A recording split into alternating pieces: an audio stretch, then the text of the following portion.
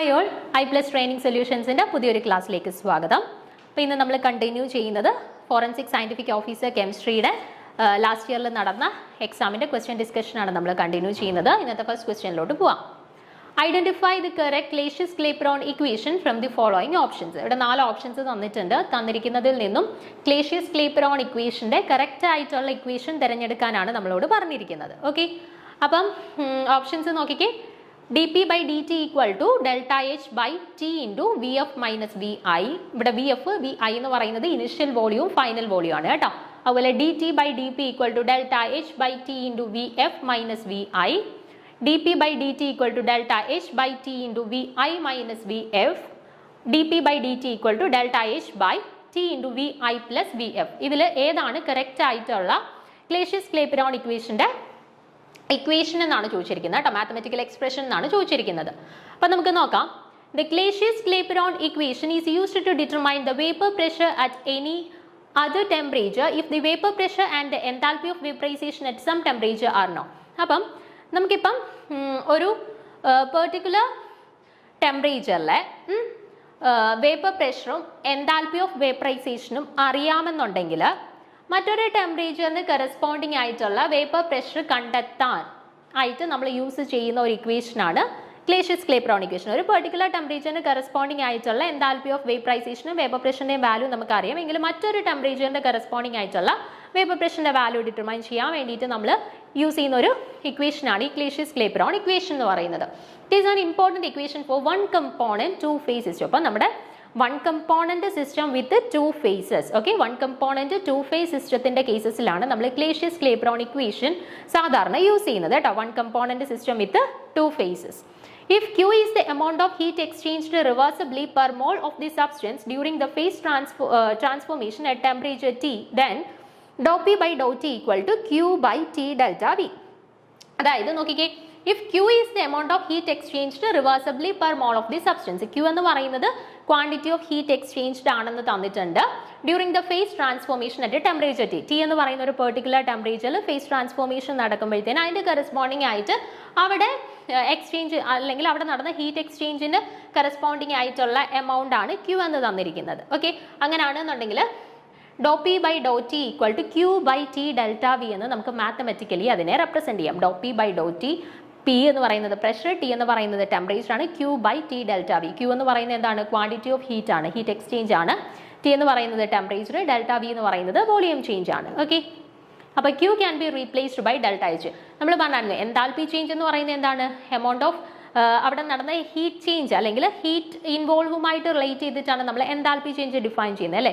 അപ്പോൾ അവിടെ നടന്നിരിക്കുന്ന heat exchange എന്ന് പറയുന്നത് അല്ലെങ്കിൽ ക്വാണ്ടിറ്റി ഓഫ് ഹീറ്റ് എന്ന് പറയുന്നത് എൻതാൽപ്പി ചേഞ്ചുമായിട്ട് റിലേറ്റ് ചെയ്തിരിക്കുന്ന ഒരു ടേം അല്ലേ. അപ്പോൾ നമുക്ക് ആ Q ക്വാണ്ടിറ്റി ഓഫ് ഹീറ്റ് എന്ന് പറയുന്ന ടേമിനെ റീപ്ലേസ് ചെയ്തിട്ട് നമുക്ക് എൻതാൽപ്പി ചേഞ്ച് ഡെൽറ്റ H വെച്ചിട്ട് റീപ്ലേസ് ചെയ്യാം. അങ്ങനെയാണെന്നുണ്ടെങ്കിൽ നമ്മുടെ ഇക്വേഷൻ എങ്ങനെ മാറും? dou P by dou T equal to Q by T delta V അല്ലായിരുന്നു, അത് delta H by T delta V എന്ന് എഴുതാം. ഡെൽറ്റ വി എന്ന് പറയുന്നത് final volume minus initial volume അല്ലേ. അപ്പം dou P by dou T equal to delta H by T V F minus V I എന്ന് കിട്ടും. ഓക്കെ, അപ്പോൾ ഇതാണ് Clausius-Clapeyron ഇക്വേഷൻ്റെ mathematical representation. dou P by dou T equal to delta H by T into V final minus V initial അല്ലെങ്കിൽ final volume minus initial volume. Okay, അപ്പം ഓർത്ത് വെച്ചേക്കുക, Clausius-Clapeyron equation എന്ന് പറയുന്നത് one component system with two phases. അവരുടെ കേസിലാണ് നമ്മൾ generally Clausius-Clapeyron equation use ചെയ്യുന്നത്. ഓക്കെ, അപ്പോൾ ഇവിടെ കറക്റ്റ് ആയിട്ടുള്ള ആൻസർ വരുന്നത് ഏതാണ്? ഓപ്ഷൻ എ ആണ് കേട്ടോ.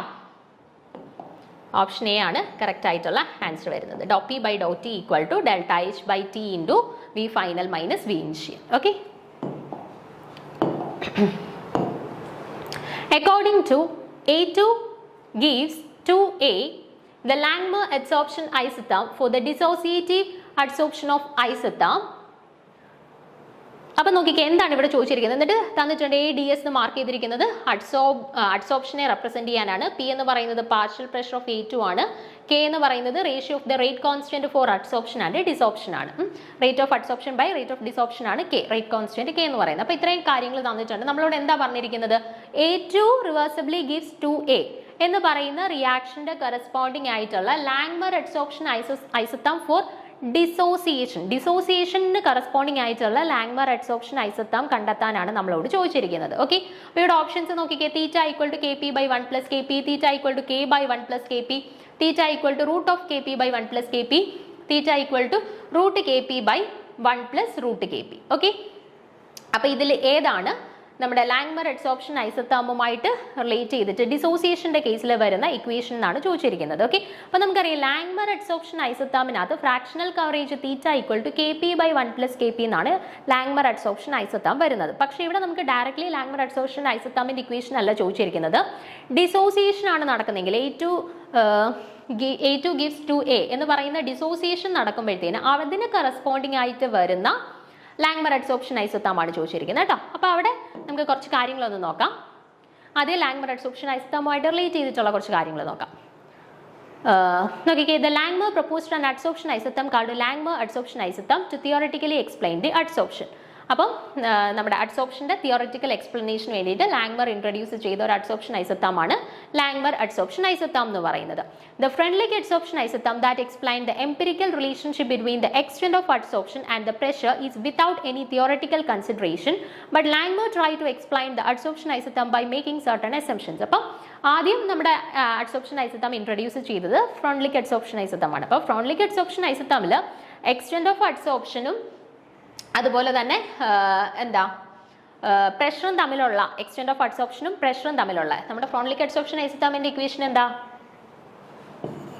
x/m equal to K P raise to 1/n ആണ്. അവിടെ x/m എന്ന് പറയുന്നത് എക്സ്റ്റെന്റ് ഓഫ് അഡ്സോർപ്ഷൻ ആണ്. എക്സ്റ്റെന്റ് ഓഫ് അഡ്സോർപ്ഷനും പ്രഷറും തമ്മിലുള്ള ഒരു റിലേഷൻ എംപിരിക്കൽ ഒരു എക്സ്പ്ലനേഷൻ മാത്രമേ നമുക്ക് ആർക്ക് കൊടുക്കാൻ പറ്റുള്ളൂ? ഫ്രോൺലിക്കിന് കൊടുക്കാൻ പറ്റുള്ളൂ. എക്സ്റ്റെന്റ് ഓഫ് അഡ്സോർപ്ഷനും പ്രഷറും തമ്മിലുള്ള റിലേഷന്റെ ഒരു എംപിരിക്കൽ റിലേഷൻഷിപ്പ് മാത്രമേ ഫ്രോൺലിക് അഡ്സോർപ്ഷൻ ഐസോതേം വഴി അദ്ദേഹത്തിന് പ്രൊവൈഡ് ചെയ്യാൻ പറ്റുള്ളൂ. പക്ഷേ തിയോറിറ്റിക്കൽ ആയിട്ടുള്ള ഒരു കറക്റ്റ് ആയിട്ടുള്ള ഒരു എക്സ്പ്ലനേഷൻ കൊടുക്കാനായിട്ട് ലാങ്മർ ആ ഒരു കൺസെപ്റ്റ് കുറച്ചും കൂടെയൊക്കെ മോഡിഫൈ ചെയ്തിട്ട് കൃത്യമായിട്ടുള്ള ഒരു തിയോറിറ്റിക്കൽ എക്സ്പ്ലനേഷൻ കൊടുക്കാനായിട്ട് നമ്മുടെ ലാങ്മറിന് സാധിച്ചു. അതാണ് ലാങ്മർ അഡ്സോർപ്ഷൻ ഐസോതേമിനകത്ത് പറയുന്നത്. ഓക്കെ, ഇനി ലാങ്മർ അഡ്സോർപ്ഷൻ ഐസോതേമിന്റെ കുറച്ച് മേജർ അസംപ്ഷൻസ് ഒന്ന് നോക്കിക്കണം. നമുക്ക് പല ക്വസ്റ്റ്യൻ പേപ്പേഴ്സിനകത്തും 4 സ്റ്റേറ്റ്മെന്റ് തന്നിരിക്കുന്നതിൽ ലാങ്മർ അഡ്സോർപ്ഷൻ ഐസോതേമുമായിട്ട് റിലേറ്റ് ചെയ്തിട്ടുള്ള സ്റ്റേറ്റ്മെന്റ് ഏത്, അല്ലെങ്കിൽ തെറ്റായിട്ടുള്ള സ്റ്റേറ്റ്മെന്റ് ഏത് എന്നുള്ള രീതിയിൽ ക്വസ്റ്റ്യൻസ് കണ്ടിട്ടുണ്ട് കേട്ടോ. ഫ്രണ്ട്ലിക് അഡ്സോർപ്ഷൻ ഐസോതേമുമായിട്ടും കണ്ടിട്ടുണ്ട്, ലാങ്മറുമായിട്ടും കണ്ടിട്ടുണ്ട് കേട്ടോ. അപ്പോൾ അതുകൊണ്ട് ഈ അസംപ്ഷൻസ് ജസ്റ്റ് ഒന്ന് നോക്കി വെച്ചാൽ നമുക്ക് ചിലപ്പോൾ സ്റ്റേറ്റ്മെന്റ് വൈസ് ക്വസ്റ്റ്യനിൽ പ്രതീക്ഷിക്കാം. Adsorption is always monolayer. അപ്പം ലാങ്മർ അഡ്സോർപ്ഷൻ ഐസോതേം എന്ന് പറയുന്നത് എപ്പോഴും മോണോലെയർ അഡ്സോർപ്ഷൻ ആയിരിക്കും പ്രിഫർ ചെയ്യുന്നത് കേട്ടോ. മോണോലെയർ അഡ്സോർപ്ഷൻ ആയിരിക്കും പ്രിഫർ ചെയ്യുന്നത്. The adsorbed layer is homogeneous across the adsorbent. അപ്പോൾ ഈ അഡ്സോർബ്ഡ് ലെയർ എന്ന് പറയുന്നത് അഡ്സോർബന്റിൽ ഹോമോജീനിയസ് ആയിട്ടായിരിക്കും സ്പ്രെഡ് ചെയ്തിരിക്കുന്നത്. അപ്പോൾ ലാങ്മർ അഡ്സോർപ്ഷൻ ഐസോതേമിനകത്ത് അല്ലെങ്കിൽ ലാങ്മർ അഡ്സോർപ്ഷനകത്ത് അഡ്സോർബ്ഡ് ലെയർ എന്ന് പറയുന്നത് ഹോമോജീനിയസ് ആയിരിക്കും. അഡ്സോർബ്ഡ് ലെയർ ഹോമോജീനിയസ് ആയിരിക്കും. Then no interactions between the molecules that are adsorbed next to one another. അപ്പം അഡ്സോർബ്ഡ് മോളിക്യൂൾസ് തമ്മിൽ പരസ്പരം ഇന്ററാക്ഷൻസ് ഒന്നും തന്നെയില്ല. അടുത്ത അസംപ്ഷൻ ലാങ്മർ അഡ്സോർപ്ഷൻ ഐസോതേമിനകത്തുള്ള മൂന്നാമത്തെ അസംപ്ഷൻ ആയിട്ട് പറയുകയാണ്, ഈ അഡ്സോർബ്ഡ് ചെയ്ത മോളിക്യൂൾസ് ഉണ്ടല്ലോ അവർ തമ്മിൽ പരസ്പരം ഇന്ററാക്ഷൻസ് ഒന്നും തന്നെ ഈ അഡ്സോർബ്ഡ് ലെയറിനകത്ത് പോസിബിൾ അല്ല. ഓക്കെ, then അടുത്ത അസംപ്ഷൻ പറയുന്നത് each adsorbent has different energy sites but the adsorption energy is the same for all of them. അപ്പം ഈ ഓരോ അഡ്സോർബന്റ് നമ്മൾ കൺസിഡർ ചെയ്യുമ്പോഴും they have different energy site. അവരുടെ എനർജി സൈറ്റുകൾ ഡിഫറെന്റ് ആയിരിക്കും. പക്ഷേ അഡ്സോർപ്ഷൻ എനർജി എന്ന് പറഞ്ഞാൽ നമ്മൾ ഡിഫറെന്റ് അഡ്സോർബൻസ് കൺസിഡർ ചെയ്താലും അവരുടെ അഡ്സോർപ്ഷൻ എനർജി എന്ന് പറയുന്നത് എങ്ങനെയായിരിക്കും എന്നാണ് പറഞ്ഞിരിക്കുന്നത്? Same for all of dum, എല്ലാവർക്കും സെയിം തന്നെ ആയിരിക്കും. The adsorption is A reversible process. Adsorption എന്ന് പറയുന്നത് ജനറലി ഒരു റിവേഴ്സിബിൾ പ്രോസസ് ആണ്. അഡ്സോർബ്ഡ് ആയിട്ടുള്ള സബ്സ്റ്റൻസിനെ നമ്മൾ തിരിച്ച് ആ ഒരു സർഫസിൽ നിന്നും എടുക്കുന്ന പ്രോസസ്സാണ് എന്ത്? ഡിസോർപ്ഷൻ എന്ന് പറയുന്നത്. ഓക്കെ, ഡിസോർപ്ഷൻ എന്ന് പറയുന്നത് the rate of adsorption depend upon the fraction uncovered and pressure. Rate of adsorption എന്ന് പറയുന്നത് എന്തിനെയൊക്കെ ഡിപ്പെൻഡ് ചെയ്യുന്നുണ്ട്? റേറ്റ് ഓഫ് അഡ്സോർപ്ഷൻ എന്ന് പറഞ്ഞാൽ എന്തുമാത്രം ഏരിയ കവർ ആയിട്ടുണ്ട്, അതുപോലെ തന്നെ നമ്മൾ അപ്ലൈ ചെയ്ത പ്രഷർ, ഇതിനെ രണ്ടിനെയുമാണ് generally rate of adsorption depend ചെയ്യുന്നത്. Then Langmuir adsorption isotherm is given by Kp by 1 plus Kp. അപ്പോൾ ഈ അസംപ്ഷൻസ് ഉണ്ടല്ലോ, കുറച്ച് Langmuir adsorption isothermന്റെ 3-4 അസംപ്ഷൻസ് നമ്മൾ പറഞ്ഞില്ല, അത് ജസ്റ്റ് ഒന്ന് നോക്കി വെച്ചേക്കുക. എന്തൊക്കെയായിരുന്നു പറഞ്ഞത്? ഒന്ന്, അഡ്സോർപ്ഷൻ എന്ന് പറയുന്നത് മോണോലെയർ ആണെന്നായിരുന്നു ഒന്നാമത്തെ അസംപ്ഷൻ ആയിട്ട് പറഞ്ഞത്. രണ്ടാമത്തെ അസംപ്ഷൻ ആയിട്ട് പറഞ്ഞു ഈ അഡ്സോർപ്ഷൻ നടക്കുന്നത് ഹോമോജീനിയസ് ആയിട്ടാണ്. അഡ്സോർബന്റിനകത്ത് അഡ്സോർപ്ഷൻ നടന്നിരിക്കുന്നത് ഹോമോജീനിയസ് ആയിട്ടാണ് നടന്നിരിക്കുന്നത്. ദെൻ അഡ്സോർബ്ഡ് മോളിക്യൂൾസ് തമ്മിൽ പ്രത്യേകിച്ച് ഇന്ററാക്ഷൻസ് ഒന്നും തന്നെ ഇല്ല. അഡ്സോർബ്ഡ് മോളിക്യൂൾസ് തമ്മിൽ പരസ്പരം ഇന്ററാക്ഷൻസ് ഒന്നും തന്നെ ഇല്ല. ദെൻ ഓരോ അഡ്സോർബന്റിന്റെയും അഡ്സോർബന്റ് സൈറ്റിൻ്റെ കറസ്പോണ്ടിങ് ആയിട്ടുള്ള എനർജി ഡിഫറെൻ്റ് ആയിരിക്കും. പക്ഷേ എന്താണ്, but it is same, but the adsorption energy is same for all of them. അവരുടെ എല്ലാവരുടെ അഡ്സോർപ്ഷൻ എനർജി സെയിം ആയിരിക്കും. ഓക്കെ, അപ്പോൾ ഇത്രയും കാര്യങ്ങൾ അതിൻ്റെ അസംഷൻസ് ആയിട്ടൊന്ന് ഓർത്ത് വെച്ചിരിക്കുക. ദെൻ ലാംഗ്മർ അഡ്സോർപ്ഷൻ ഐസോതേമിൻ്റെ mathematical expression theta equal to KP/1 + KP ആണ്. അവിടെ തീറ്റ എന്ന് പറയുന്നത് ഫ്രാക്ഷണൽ കവറേജ് ആണ്, K എന്ന് പറയുന്നത് ഒരു കോൺസ്റ്റന്റ് വാല്യൂ ആണ്, P എന്ന് പറയുന്നത് പ്രഷർ ആണ്. ഓക്കെ, അപ്പം നമ്മുടെ ഡിസോസിയേഷൻ്റെ കേസിൽ ഇവിടെ ഡിസോസിയേഷൻ എന്ന് പറയുന്നത് A2 gives 2A അല്ലേ, A2 റിവേഴ്സിബിളി ഗീവ്സ് 2A. അതാണ് നമ്മുടെ ഇവിടുത്തെ കേസിലെ reaction. A2 റിവേഴ്സിബിളി gives 2A. Okay, അപ്പോൾ ഈ ഒരു പെർട്ടിക്കുലർ റിയാക്ഷൻ്റെ കേസിൽ ഡിസോസിയേഷൻ നടക്കുന്ന കേസാണ് തന്നിരിക്കുന്നത്. ഡിസോസിയേഷൻ്റെ കേസിൽ നമുക്ക് കറസ്പോണ്ടിങ് ആയിട്ട് ഉള്ള ഫ്രാക്ഷണൽ കവറേജ് തീറ്റ കണ്ടുപിടിക്കാനാണ് ചോദിച്ചിരിക്കുന്നതെങ്കിൽ അതിൻ്റെ ഇക്വേഷൻ വരുന്നത് theta equal to KP the whole raised to half by 1 plus KP the whole raised to half ആണ്. അല്ലെന്നുണ്ടെങ്കിൽ √KP by 1 plus √KP എന്ന് വരും. ഓക്കെ, ഇതാണ് ഡിസോസിയേഷൻ്റെ കേസിലാണ് ലാംഗ്മർ അഡ്സോർപ്ഷൻ ഐസോതേമിൻ്റെ വാല്യൂ ചോദിക്കുന്നതെങ്കിൽ, ഓക്കെ, മാത്തമെറ്റിക്കൽ എക്സ്പ്രഷൻ ചോദിക്കുന്നതെങ്കിൽ യൂസ് ചെയ്യേണ്ടത്. ഇനിയിപ്പോൾ നമുക്ക് A3 റിവേഴ്സിബിളി ഗീവ്സ് 3A എന്നുള്ള റിയാക്ഷൻ ആണ് തന്നിരിക്കുന്നത്. അതിന് കറസ്പോണ്ടിങ് ആയിട്ടുള്ള ഡിസോസിയേഷൻ ആണ് എന്നുണ്ടെങ്കിൽ എന്ത് ചെയ്താൽ മതി, അല്ലെങ്കിൽ A4 റിവേഴ്സിബിളി ഗീവ്സ് 4A, അല്ലെങ്കിൽ ജനറൽ ആയിട്ട് AN റിവേഴ്സിബിളി ഗീവ്സ് NA എന്നാണ് നമ്മുടെ റിയാക്ഷൻ ചോദിക്കുന്നതെങ്കിൽ ഡിസോസിയേഷൻ നടക്കുന്നത് എങ്കിൽ അതിന് കറസ്പോണ്ടിങ് ആയിട്ടുള്ള ലാംഗ്മർ അഡ്സോർപ്ഷൻ ഐസോതേം കണ്ടെത്താനായിട്ട് എന്ത് ചെയ്താൽ മതി, തീറ്റ equal to KP/1/n/1 plus KP/1/n ചെയ്താൽ മതി. ഓക്കെ, അപ്പോൾ ഇവിടെ എന്നിന് പകരം 2 ആയിരുന്നു, A2 gives 2A ആയിരുന്നു. അപ്പോൾ എന്നിന് പകരം 2 ആയതുകൊണ്ടാണ് KP/1/2/1 plus KP/1/2 എന്ന് വന്നത്. ഓക്കെ, ജനറൽ ആയിട്ട് ഇപ്പോൾ 3 ആണെന്നുണ്ടെങ്കിൽ KP/1/3/1 plus KP/1/3 ആ രീതിയിൽ വരും. ഓക്കെ, അപ്പോൾ ഡിസോസിയേഷൻ്റെ കറസ്പോണ്ടിങ് ആയിട്ട് വരുന്ന ലാംഗ്മർ അഡ്സോർപ്ഷൻ ഐസോതേമിൻ്റെ മാത്തമെറ്റിക്കൽ റെപ്രസെൻറ്റേഷൻ ആണ് തീറ്റ equal to KP/1/1 plus KP/1/2 എന്ന് പറയുന്നത്. ക്ലിയർ ആണല്ലോ? അപ്പോൾ നമ്മുടെ കറക്റ്റ് ആയിട്ട് വരുന്ന ഇക്വേഷൻ എന്താണ്? ഓപ്ഷൻ ഡി ആണ് അല്ലേ? ഓപ്ഷൻ ഡിയിലാണ് നമുക്ക് theta equal to √KP. √KP എന്ന് പറഞ്ഞാൽ എന്താണ്? KP/1 plus KP/2 അല്ലേ? അപ്പോൾ കറക്റ്റ് ആയിട്ടുള്ള റെപ്രസെൻറ്റേഷൻ കൊടുത്തിരിക്കുന്നത് ഓപ്ഷൻ ഡിയിലാണ്. അപ്പോൾ ഓപ്ഷൻ ഡി ആണ് കറക്റ്റ് ആയിട്ട് വരുന്ന ആൻസർ. ക്ലിയർ ആണല്ലോ? നമ്മുടെ സർഫസ് കെമിസ്ട്രി ആയിട്ട് റിലേറ്റ് ചെയ്തിട്ട് നമ്മൾ ലാംഗ്മർ അഡ്സോർപ്ഷൻ ഐസോതേമും ഫ്രോൺലിക് അഡ്സോർപ്ഷൻ ഐസോതേമും നല്ല രീതിയിൽ നോക്കി വെച്ചിരിക്കുക. അത് രണ്ടുമായിട്ട് റിലേറ്റ് ചെയ്തിട്ടായിരിക്കും നമുക്ക് സർഫസ് കെമിസ്ട്രിയിൽ നിന്ന് കൂടുതലും ക്വസ്റ്റ്യൻസ് ഒക്കെ വരിക കേട്ടോ. അപ്പം ആ രണ്ടിൻ്റെയും കൺസെപ്റ്റ്സ് നമ്മൾ നല്ല രീതിയിൽ എല്ലാം കംപ്ലീറ്റ് ആയിട്ട് കവർ ചെയ്ത് വെച്ചിരിക്കുകയാണെന്നുണ്ടെങ്കിൽ ആ ഒരു പോർഷനിൽ നിന്ന് ഏത് ക്വസ്റ്റ്യൻ വന്നാലും നമുക്ക് അറ്റംപ്റ്റ് ചെയ്യാനായിട്ട് പറ്റും. ഇത് വളരെ എളുപ്പമുള്ള ഒരു സിമ്പിൾ ആയിട്ടുള്ള ഒരു ക്വസ്റ്റ്യൻ ആയിരുന്നു. ഓക്കെ, പിന്നെ അടുത്ത ചോദ്യത്തിലേക്ക് പോവാം. The equation ln gamma plus or minus equal to minus z plus z minus a im raised to half is called the Debye-Huckel limiting law. അതിനകത്തുള്ള im എന്താണെന്നൊക്കെ തന്നിട്ടുണ്ട്. Then under which condition the experimental data shows that the equation does give the correct limiting behavior for electrolyte solutions. Okay, അപ്പോൾ ഇവിടെ എന്താ തന്നിരിക്കുന്നത്?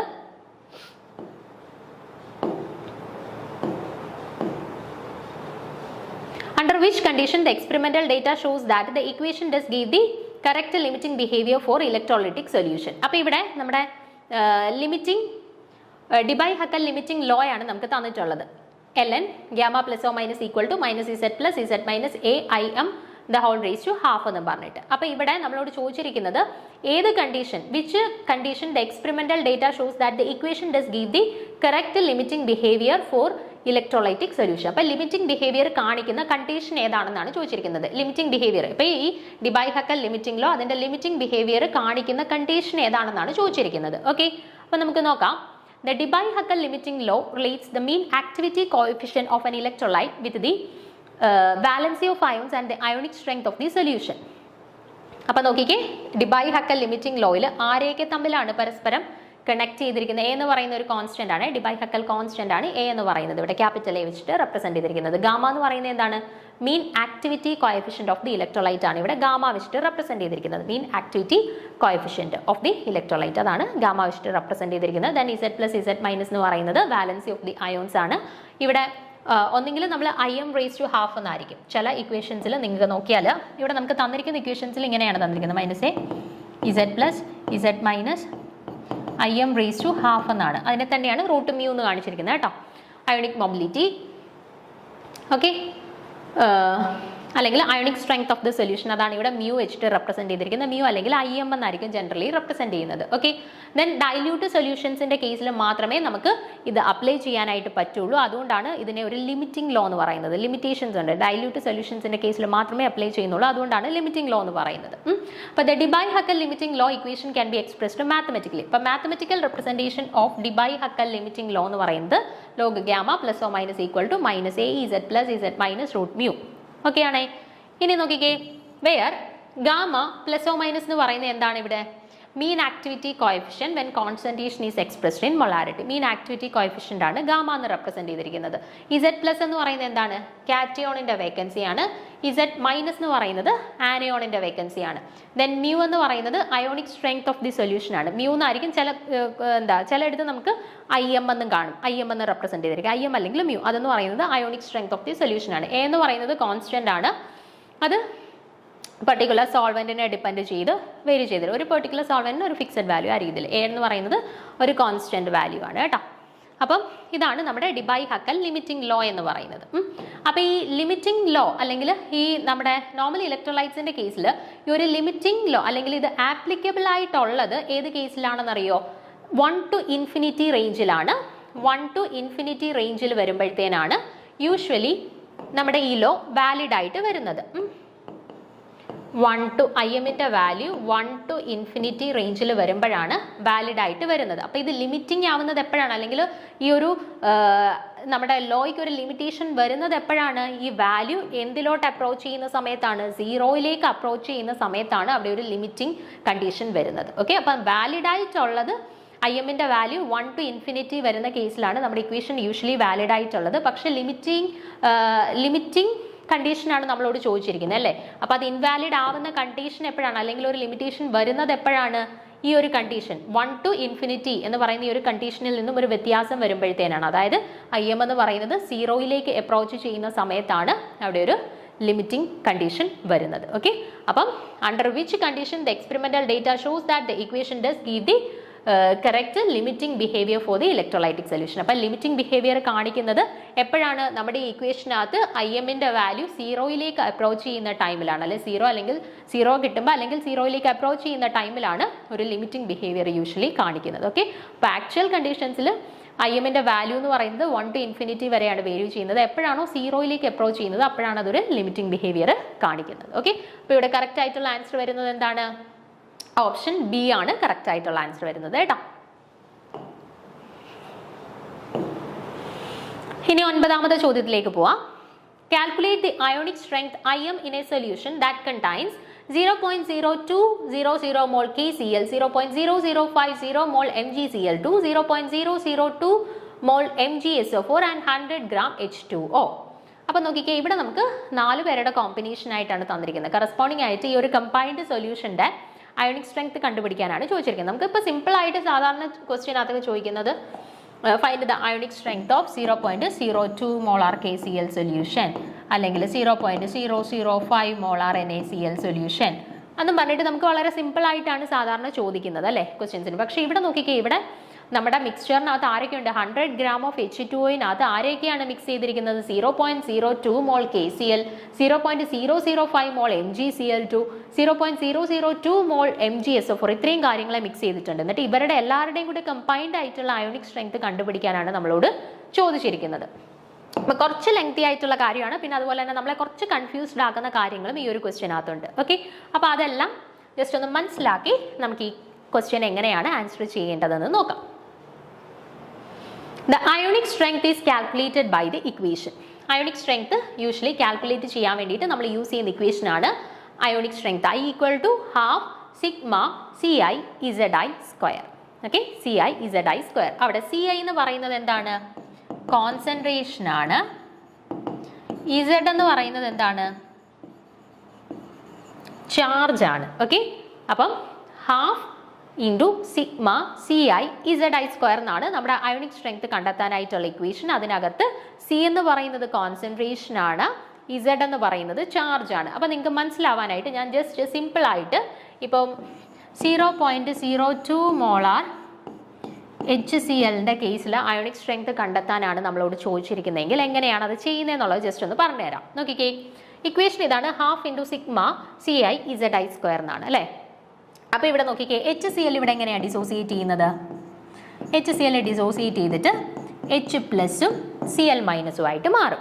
Okay, അപ്പം ഇവിടെ രണ്ട് പേരാണുള്ളത്, H+ ഉണ്ട് Cl- ഉണ്ട്. അപ്പോൾ ഇവിടെ നമ്മുടെ CiZi²നകത്ത് രണ്ട് ടേംസ് വരും. ഓക്കെ, H+ന് കറസ്പോണ്ടിങ് ആയിട്ടുള്ള ടേമും വരും, Cl- കറസ്പോണ്ടിങ് ആയിട്ടുള്ള ടേമും വരും. അപ്പോൾ എനിക്ക് ഇക്വേഷൻ എങ്ങനെ എഴുതാം? Half into C1Z1² plus C2Z2² എന്ന് എഴുതാം. ഓക്കെ, C1Z1² പ്ലസ് C2Z2² എന്ന് എഴുതാം. അപ്പോൾ C എന്ന് പറയുന്നത് കോൺസെൻട്രേഷനാണ്. കോൺസെൻട്രേഷൻ എത്ര ആണെന്ന് തന്നിട്ടുണ്ട് നമുക്ക്? 0.02 മോൾസ് ആണെന്ന് തന്നിട്ടുണ്ട് അല്ലേ. അപ്പോൾ 0.02 ആണ് കോൺസെൻട്രേഷൻ എന്നുണ്ട്. അപ്പോൾ അത് സബ്സ്റ്റിറ്റ്യൂട്ട് ചെയ്യുമ്പം ഹാഫ് ഇൻറ്റു 0.02 ഇൻറ്റു ചാർജിൻ്റെ സ്ക്വയർ. ഇവിടുത്തെ ചാർജ് എത്രയാണ്? H+ന് കറസ്പോണ്ടിങ് ആയിട്ടുള്ളത് +1 അല്ലേ. അപ്പം 1² പ്ലസ് C2. Cl- കറസ്പോണ്ടിങ് ആയിട്ടുള്ള കോൺസെൻട്രേഷൻ എത്രയാണ്? 0.02 മോളാർ ആണ് അല്ലേ. അപ്പം 0.02 ഇൻറ്റു എന്താ ചാർജ് എത്രയാണ്? Cl- ആണ്. അപ്പം -1ന്റെ സ്ക്വയർ ആണ് അല്ലേ. അപ്പം -1ന്റെ സ്ക്വയർ എന്ന് കിട്ടി. ഓക്കെ, ഇനി എന്ത് ചെയ്താൽ മതി? ഹാഫ് ഇൻറ്റു 0.02 ഇൻറ്റു 1² എന്ന് പറയുന്നത് 0.02 എന്ന് കിട്ടി. 0.02 ഇൻറ്റു -1² എന്ന് പറയുന്നത് 0.02 എന്ന് കിട്ടി. അതായത് 0.04 divided by 2 which is equal to 0.02 എന്ന് കിട്ടി. ഇങ്ങനെയാണ് നമ്മൾ ജനറലി അയോണിക് സ്ട്രെങ്ത് കണ്ടെത്തുന്നത്. അപ്പം കണ്ടെത്തുന്നത് എങ്ങനെയാണ് എന്നുള്ളത് ക്ലിയർ ആണോ? അങ്ങനെയാണെന്നുണ്ടെങ്കിൽ നമുക്കിനി നേരിട്ട് ചോദ്യത്തിലേക്ക് കടക്കാം. നമ്മുടെ ചോദ്യത്തിൽ എന്തൊക്കെയാണ് തന്നിരിക്കുന്നത്? ഫസ്റ്റ് തന്നിരിക്കുന്നത് 0.02 മോളാർ KCl എന്ന് തന്നിട്ടുണ്ട് അല്ലേ. അപ്പോൾ 0.02 മോളാർ KClന്റെ കറസ്പോണ്ടിങ് ആയിട്ടുള്ള അയോണിക് സ്ട്രെങ്ത് ആദ്യം കണ്ടുപിടിക്കാം. നോക്കിക്കേ, KClന്റെ ഡിസോസിയേഷൻ എങ്ങനെയാണ് നടക്കുക? K++ Cl-. KCl ഡിസോസിയേറ്റ് ചെയ്തിട്ട് K+ഉം Cl- ആയിട്ട് കൺവേർട്ട് ചെയ്യുന്നു. ഓക്കെ, അപ്പം ഇവിടെ നമ്മുടെ ചോദ്യത്തിൽ തന്നിട്ടുണ്ട് 0.02 മോളാർ KCl ആണ്. അതായത് കോൺസെൻട്രേഷൻ എന്ന് പറയുന്നത് എത്രയാണ്? 0.02 ആണ്. 02 മോളാർ ആണ് ഇവിടുത്തെ കോൺസെൻട്രേഷൻ. ഇനി Z+ഉം Z- വേണം, അല്ലെങ്കിൽ K+ന്റെ കറസ്പോണ്ടിങ് ആയിട്ടുള്ള Z വാല്യൂ വേണം, ചാർജും വേണം, Cl- കറസ്പോണ്ടിങ് ആയിട്ടുള്ള ചാർജും വേണം. നോക്കിക്കേ, K+ഉം Cl-. അപ്പോൾ രണ്ടിനും കറസ്പോണ്ടിങ് ആയിട്ടുള്ള വാല്യൂ എന്താണ്? +1ഉം -1. ഓക്കെ, മൈനസ് എടുക്കേണ്ട ആവശ്യമില്ല, കാരണം നമ്മൾ സ്ക്വയർ എടുക്കുമ്പോഴത്തേനും മൈനസ് ഓട്ടോമാറ്റിക് ആയിട്ട് അങ്ങ് പോകുമല്ലോ. അപ്പോൾ പ്ലസ് വാല്യൂ എടുത്താലും മതി. അപ്പോൾ രണ്ടിൻ്റെ വാല്യൂ Z വാല്യൂ എന്ന് പറയുന്നത് എന്തായിട്ട് കിട്ടി? 1 ആയിട്ട് കിട്ടി. ഇനി നമുക്ക് സബ്സ്റ്റിറ്റ്യൂട്ട് ചെയ്യാം. Half into concentration into charge square plus രണ്ടാമത്തെ ആളുടെ കോൺസെൻട്രേഷൻ ഇൻറ്റു രണ്ടാമത്തെ ആളുടെ ചാർജ്. ഓക്കെ, അപ്പോൾ എന്ത് കിട്ടി? ഹാഫ് ഇൻറ്റു 0.02 പ്ലസ് 0.02, അതായത് 0.04 വിച്ച് ഈസ് ഈക്വൽ ടു 0.02 എന്ന് കിട്ടി. ഓക്കെ, അപ്പം KClന്റെ കറസ്പോണ്ടിങ് ആയിട്ടുള്ള എന്ത് കിട്ടി? നമുക്ക് അയോണിക് സ്ട്രെങ്ത്തിന്റെ വാല്യൂ കിട്ടി, 0.02 എന്ന് കിട്ടി. ഓക്കെ ആണേ. ഇനി രണ്ടാമതായിട്ട് നമ്മുടെ സൊല്യൂഷനകത്ത് ആരടങ്ങിയിട്ടുണ്ടെന്നാണ് പറഞ്ഞിരിക്കുന്നത്? 0.005 മോളാർ MgCl2 ഉണ്ടെന്ന് പറഞ്ഞിട്ടുണ്ട് അല്ലേ. 0.005 മോളാർ MgCl2.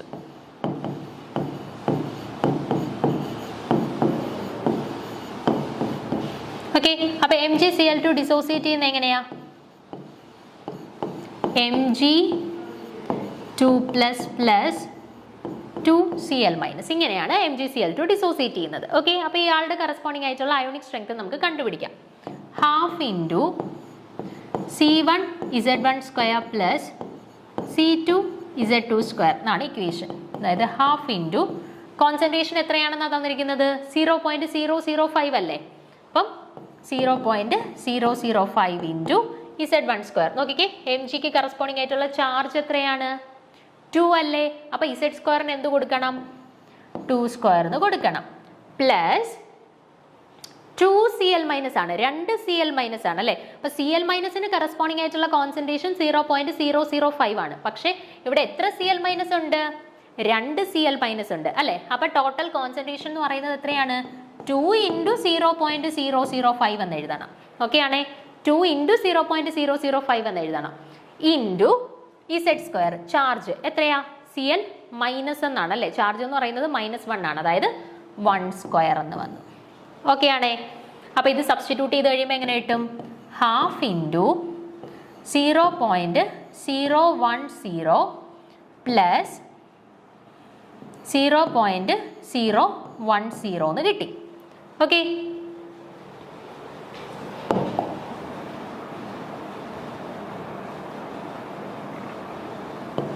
അല്ല ഇത് 0.020 എന്ന് വരും അല്ലേ. 0.005 × 2² എന്ന് പറയുന്നത് 4 അല്ലേ. അപ്പോൾ 5 4s are 20 എന്ന് വരും. അപ്പോൾ 0.020 പ്ലസ് 0.010 എന്ന് കിട്ടി അല്ലേ. അതായത് 0.030 ഡിവൈഡഡ് ബൈ 2 എന്ന് കിട്ടി. ഓക്കെ ആണേ.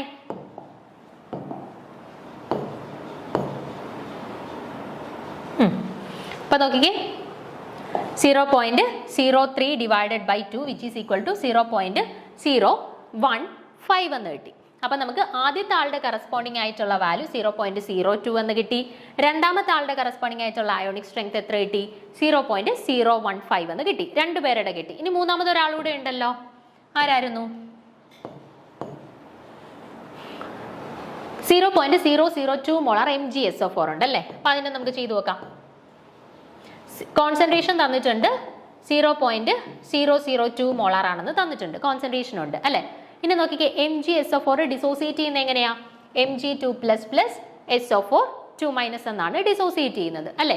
അപ്പം Mgക്ക് കറസ്പോണ്ടിങ് ആയിട്ടുള്ള ചാർജിന്റെ വാല്യൂ 2 എന്ന് കിട്ടി. SO4ന്റെ കറസ്പോണ്ടിങ് ആയിട്ടുള്ള ചാർജിന്റെ വാല്യൂ എന്താണ്? -2 ആണ് അല്ലെ. അപ്പൊ ചാർജ് രണ്ടും എന്തെന്ന് കിട്ടി? 2 ആണെന്ന് കിട്ടി. ഇനി നമുക്ക് സബ്സ്റ്റിറ്റ്യൂഷൻ ചെയ്യാം. 1/2 × കോൺസെൻട്രേഷൻ അല്ലേ ആദ്യം. കോൺസെൻട്രേഷൻ എത്രയാ? 0.002 ആണ് അല്ലേ. അപ്പൊ 0.002 ഇൻറ്റു ചാർജിന്റെ സ്ക്വയർ, അതായത് 2² പ്ലസ് SO4ന്റെ കറസ്പോണ്ടിങ് ആയിട്ടുള്ള കോൺസെൻട്രേഷൻ 0.002 ഇൻറ്റു ചാർജിന്റെ സ്ക്വയർ. SO4ന്റെ ചാർജ് എന്താ? 2-, അപ്പം 2 - 2ന്റെ സ്ക്വയർ. ഓക്കെ, അപ്പൊ ചെയ്യുമ്പോൾ നമുക്ക് എന്ത് കിട്ടി? 1/2 × 0.00, ഇതെന്ന് പറയുന്നത് 2² എന്ന് പറയുന്നത് 4 അല്ലേ. അപ്പോൾ 4 × 0.002 എന്ന് പറയുന്നത് 0.008 എന്ന് കിട്ടി. പ്ലസ് ഇവിടെയുമോ 0.002 × 4 എന്ന് വരും, അതായത് 0.008 എന്ന് കിട്ടി അല്ലേ. അപ്പം 1/2 × 0.016 വിച്ച് ഈസ് ഈക്വൽ ടു 0.008 എന്ന് കിട്ടി. ക്ലിയർ ആണേ. അപ്പം 3 പേരുടെയും കറസ്പോണ്ടിങ്. ഇവിടെ 100 gram ഓഫ് വാട്ടറിനെ നമ്മൾ കൺസിഡർ ചെയ്യണോ? വേണ്ട. 100 gram ഓഫ് വാട്ടറിന്റെ അകത്തോട്ടാണ് നമ്മൾ ഇവരെ 3 പേരെയും കൂടെ മിക്സ് ചെയ്തത്. അപ്പോഴാണ് ഇവരെ ഡിസോസിയേറ്റ് ചെയ്തത്. ഓക്കെ, അപ്പൊ ഈ 100 gram ഓഫ് വാട്ടറിന്റെ അയോണിക് സ്ട്രെങ്ത് നമ്മൾ കണ്ടുപിടിക്കേണ്ട. അതിനകത്ത് മിക്സ് ചെയ്തിട്ടുള്ള 3 പേരുടെയും അയോണിക് സ്ട്രെങ്ത് കണ്ടുപിടിച്ചാൽ മതി. ആ 3 പേരുടെയും അയോണിക് സ്ട്രെങ്ത് നമ്മളിപ്പോൾ കണ്ടുപിടിച്ചു കഴിഞ്ഞു. ഓക്കെ, ഇനി എന്ത് ചെയ്താൽ മതി? ഈ 3 അയോണിക് സ്ട്രെങ്തും കൂടെ ആഡ് ചെയ്താൽ മതി. ഓക്കെ, പക്ഷെ ഒരു പ്രശ്നം എന്താണെന്ന് വെച്ചാൽ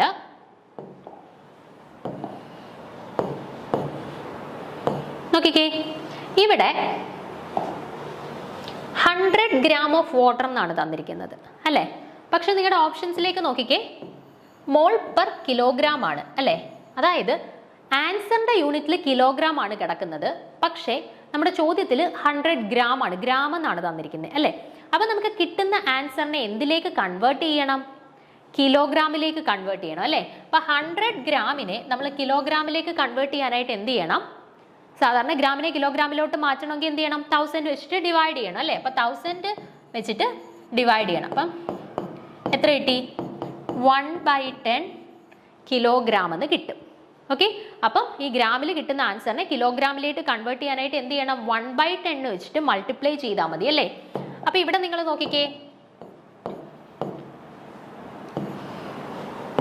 ഇവിടെ നമുക്ക് അയോണിക് സ്ട്രെങ്ത് കിട്ടിയ 3 വാല്യൂസ് 0.02, 0.015, 0.008. അത് 3 കൂടെ കൂട്ടിയപ്പോഴത്തേന് എനിക്ക് എത്ര കിട്ടി? 0.043 മോൾ പെർ ഗ്രാം എന്ന് കിട്ടി.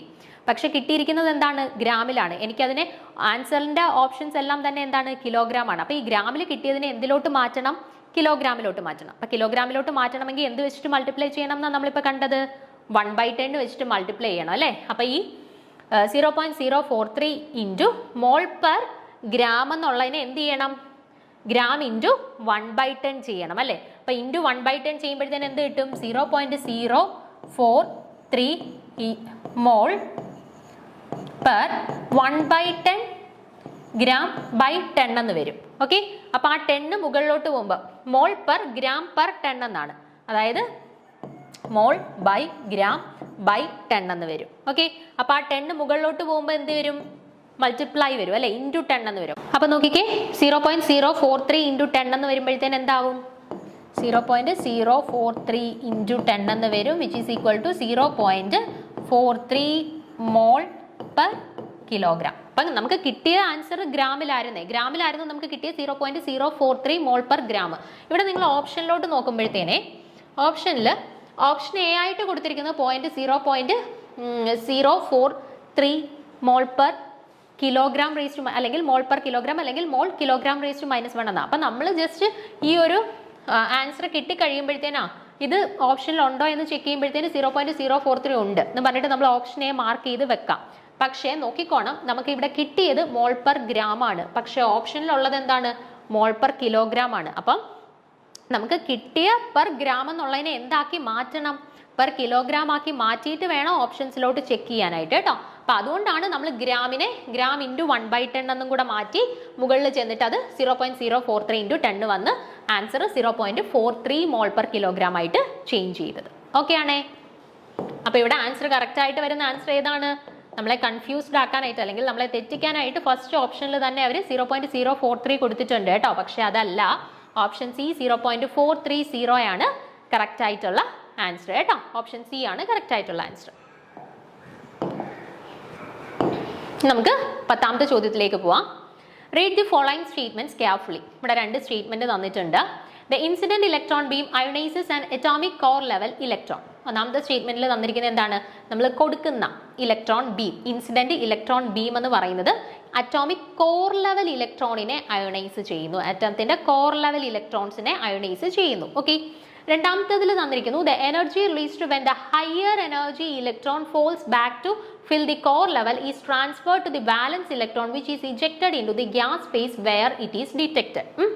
പിന്നെ രണ്ടാമത്തെ സ്റ്റേറ്റ്മെന്റ് ആയിട്ട് എന്താ തന്നിരിക്കുന്നത്? Energy released when a higher energy electron falls back to fill the core level is transferred to a valence electron which is ejected into the gas phase where it is detected. അപ്പോൾ gas ഫേസിൽ eject ചെയ്യുന്ന ഇലക്ട്രോൺസിനെയാണ് ഇവിടെ detect ചെയ്യപ്പെടുന്നതെന്നാണ് രണ്ടാമത്തെ സ്റ്റേറ്റ്മെന്റിൽ തന്നിരിക്കുന്നത്. അപ്പം ഈ 2 സ്റ്റേറ്റ്മെന്റും ഏത് പ്രോസസ്സിന്റെ പ്രിൻസിപ്പിളുമായിട്ട് ബന്ധപ്പെട്ടെന്നാണ് ചോദിച്ചിരിക്കുന്നത്? XPS ആണോ, ഓഗർ ഇലക്ട്രോൺ സ്പെക്ട്രോസ്കോപ്പി ആണോ, UPS ആണോ, LEED ആണോ? ഇതിൽ ഏത് പ്രോസസ്സുമായിട്ട് റിലേറ്റ് ചെയ്തിട്ടുള്ള പ്രിൻസിപ്പിൾ ആണ് ഈ 2 സ്റ്റേറ്റ്മെന്റിലായിട്ട് തന്നിരിക്കുന്നതെന്നാണ് ചോദിച്ചിരിക്കുന്നത്. ഓക്കെ, അപ്പോൾ ഓഗർ ഇലക്ട്രോൺ മൈക്രോസ്കോപ്പി ആണ് കറക്റ്റ് ആയിട്ട് വരുന്നത്. അപ്പോൾ അതുമായിട്ട് റിലേറ്റ് ചെയ്തിട്ടുള്ള കുറച്ച് കാര്യങ്ങളൊന്ന് നോക്കാം.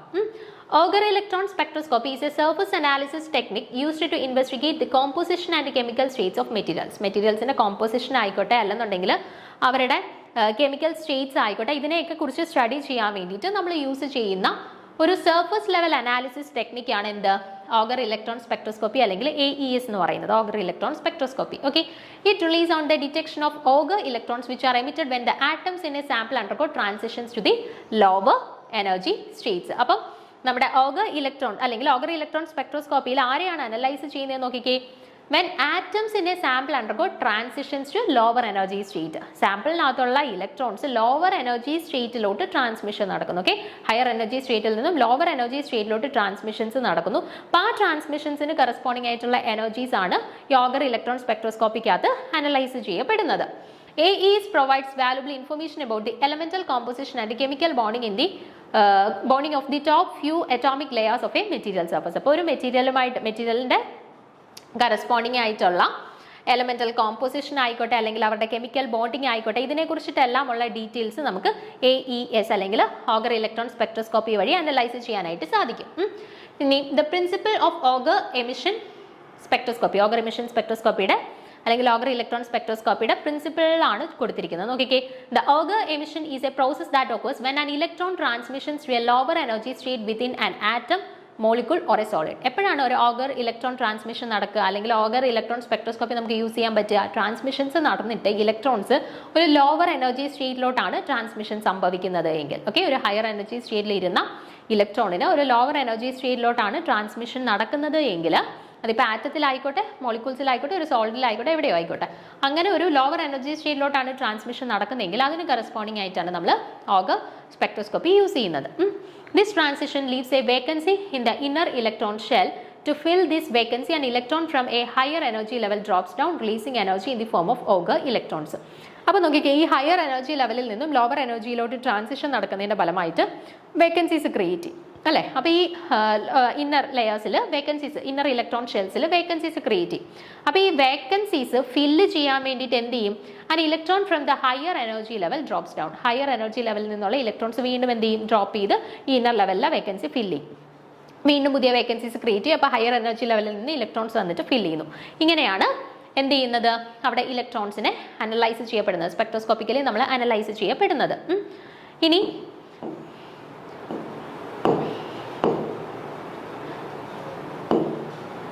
excitation and detection. In AES, the sample is bombarded with a focused electron beam. These primary electrons interact with the atoms at the surface, causing an emission of the Auger electrons.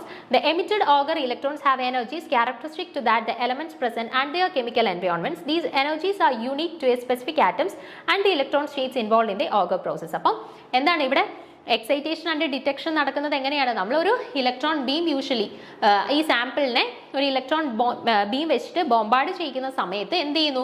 The primary electrons interact with the atoms at the surface, causing the emission of Auger electrons. നമ്മൾ ഈ കൊടുക്കുന്ന beam എന്ത് ചെയ്യുന്നു? ഈ സർഫസിൽ, മെറ്റീരിയലിന്റെ സർഫസിലുള്ള ആറ്റംസുമായിട്ട് interact ചെയ്യുകയും അതിന്റെ ഫലമായിട്ട് ഓഗർ ഇലക്ട്രോൺസ് അവിടുന്ന് ഇജക്ട് ചെയ്യപ്പെടുകയും ചെയ്യുന്നു. The emitted Auger electrons have energy characteristic to the element present and their chemical environment. അപ്പോൾ ആ സബ്സ്റ്റൻസിനകത്ത് ഇപ്പം ഏത് എലമെന്റിന്റെ ഒരു മെറ്റീരിയൽ ആയിരുന്നോ ആ എലമെന്റിന്റെ ക്യാരക്ടറിസ്റ്റിക് ആയിട്ടായിരിക്കും ഈ ഇജക്ട് ചെയ്യുന്ന ഇലക്ട്രോൺസ് അവരുടെ പ്രോപ്പർട്ടീസ് കാണിക്കുന്നത്. ഓക്കെ, അപ്പോൾ ആ ഒരു പ്രോപ്പർട്ടീസ് വെച്ചിട്ട് നമ്മുടെ മെറ്റീരിയലിനകത്ത് പ്രസന്റ് ആയിട്ടുള്ള എലമെന്റ്സ് ഏതാണ് എന്നുള്ളത് നമ്മൾ യൂഷ്വലി ഡിറ്റർമൈൻ ചെയ്യുന്നു. അതാണ് നമ്മൾ ഈ ഓഗർ ഇലക്ട്രോൺ സ്പെക്ട്രോസ്കോപ്പിക്കകത്ത് യൂഷ്വലി ചെയ്യുന്നത്. ഓക്കെ, അപ്പം ഇവിടെ നോക്കിക്കേ, നമ്മുടെ തന്നിരിക്കുന്ന സ്റ്റേറ്റ്മെന്റിൽ എന്തൊക്കെയായിരുന്നു തന്നിരുന്നത്? Incident electron beam ionises and atomic core level electron. Atomic core level ഇലക്ട്രോൺസിനെ അയോണൈസ് ചെയ്യിപ്പിക്കുന്നുണ്ട്. അതുപോലെ തന്നെ energy released when a higher energy electron falls back to fill the core level is transfer to the valence electron which is ejected into the gas phase where it is detected. എന്ത് ചെയ്യുന്നു? Higher energy ലെവൽസിൽ നിന്നും electrons വേക്കൻസീസിനെ fill ചെയ്യിക്കാനായിട്ട് lower energy ലെവൽസിലോട്ട് transmit ചെയ്യുന്നു. ഈ രണ്ട് കണ്ടീഷൻസും എവിടെ ഫോളോ ചെയ്യുന്നതായിട്ടാണ് നമ്മളിപ്പോൾ കണ്ടത്? AES-ലാണ് അല്ലേ, അല്ലെങ്കിൽ ഓഗർ ഇലക്ട്രോൺ സ്പെക്ട്രോസ്കോപ്പിയിലാണ് ഈ രണ്ട് കണ്ടീഷൻസും ഫോളോ ചെയ്യുന്നത്. അപ്പോൾ ഇവിടെ കറക്റ്റ് ആയിട്ടുള്ള ആൻസർ വരുന്നത് ഓപ്ഷൻ സി ആണ്, ഓഗർ ഇലക്ട്രോൺ സ്പെക്ട്രോസ്കോപ്പി. കറക്റ്റ് ആയിട്ട് വരുന്ന ആൻസർ ഓപ്ഷൻ സി ആണ് കേട്ടോ. അപ്പം ബാക്കി ക്വസ്റ്റ്യൻസ് നമുക്ക് അടുത്ത ക്ലാസ്സിൽ ഡിസ്കസ് ചെയ്യാം. Okay, thank you.